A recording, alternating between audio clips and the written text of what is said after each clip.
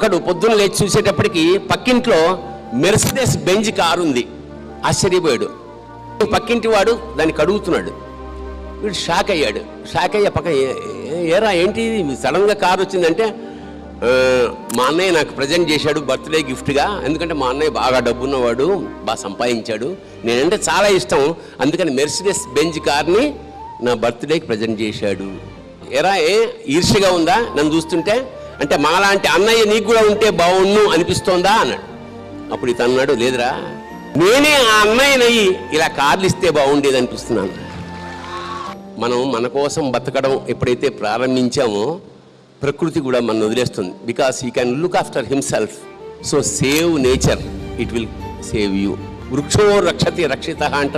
ప్రకృతి కూడా same philosophy పెడుతుంది.